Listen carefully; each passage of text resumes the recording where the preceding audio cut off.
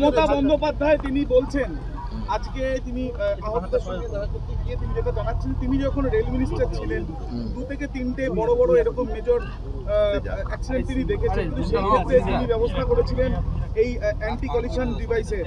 সেই ব্যবস্থা কোথায়?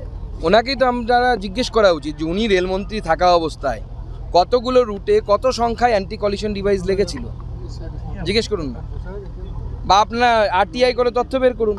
আর এখন কতগুলো জায়গায় অ্যান্টি কলিশন ডিভাইস আছে? ওনারা মানে বন্দে ভারত এক্সপ্রেস চলতো? কিছুই ছিল না।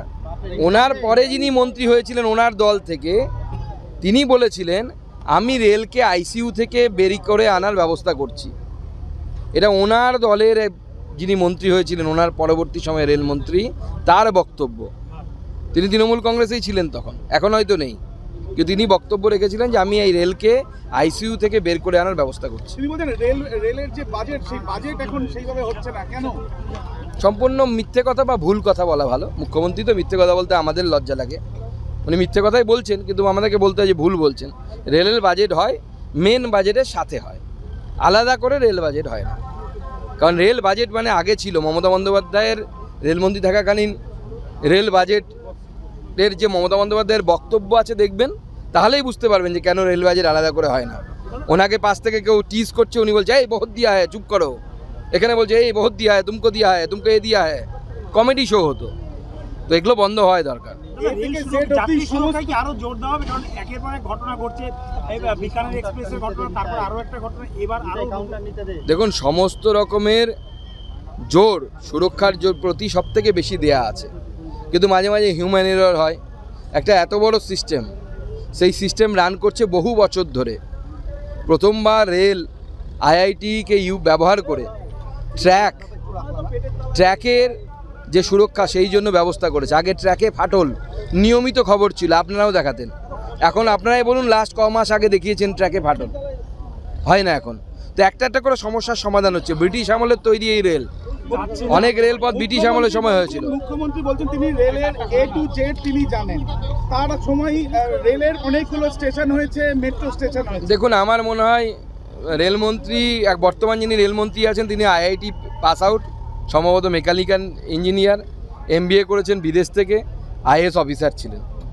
এরপরে যদি মুখ্যমন্ত্রী বলেন যে উনি সব রেলের জানেন, তাহলে তো আইআইটির প্রফেসরদের আত্মহত্যা করা উচিত। 2020 তার যে ভিশন ছিল সেখানে তিনি সমস্ত কিছুর জন্য টাকা অ্যালটমেন্ট করতে পেরেছিলেন। দেখুন, আমি দেখেছিলাম, আমি যখন স্টুডেন্ট ছিলাম আমার বালুরঘাট স্টেশনে, আমি নিজের অভিজ্ঞতাটাই বলছি, আমার নিজের জায়গার একটা বড় দেয়াল করে তাতে অনেকগুলো শিলা লাগানো ছিল, এই প্রকল্প এই প্রকল্প। রেল মাছ ধরবে, রেল সাপ মারবে, ব্যাং মারবে থেকে শুরু করে রেল হসপিটাল করবে, রেল খেলবে, রেল অলিম্পিক করবে, সমস্ত কিছু করবে। এরকম রেল তো ভারতবর্ষে কেন পৃথিবীতে কোথাও নেই। ওনার কোনো পয়সা বাজেটে ছিল না, এমনকি বাজেটে কোনো পয়সা দেননি। এমনকি এই মুহূর্তে পশ্চিমবঙ্গের মেট্রো রেল একমাত্র মেট্রো রেল ভারতবর্ষের যেটা সম্পূর্ণভাবে কেন্দ্র সরকারের টাকায় তৈরি হচ্ছে। এটা আমাদের পশ্চিমবঙ্গবাসীর জন্য লজ্জা। অন্যান্য সব রাজ্যে এমনকি যোগীর উত্তরপ্রদেশে, খুব বাজে উত্তরপ্রদেশ যাকে মুখ্যমন্ত্রী বলেন, সেই উত্তরপ্রদেশে মেট্রো রেলের 60-40 ভাগ আছে। অর্থাৎ 100 টাকা খরচ হলে 60 টাকা রেল দিলে 40 টাকা উত্তরপ্রদেশ সরকার দেয়, কোনো কোনো ক্ষেত্রে রাজ্য সরকার আরও বেশি দেয়। একমাত্র পশ্চিমবঙ্গ মেট্রো যেখানে 100% মানে 100 টাকা কেন্দ্র সরকার দেয়। দাদা, উদয়নপুর রেলমন্ত্রী পদত্যাগ দাবি করছে, কি বলবেন? দেখুন,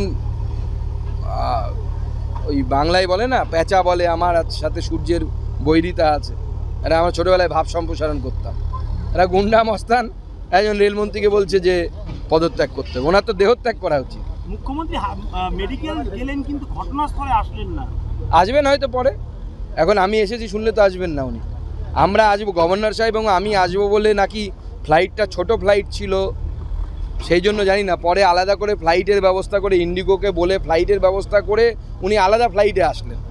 ফ্লাইটটা ছোট ছিল, হয়তো ওনার অসুবিধা হয়, গরিবের মানুষ তো, গরিব মানুষের সরকার, ছোট ফ্লাইটে উঠতে পারেন না।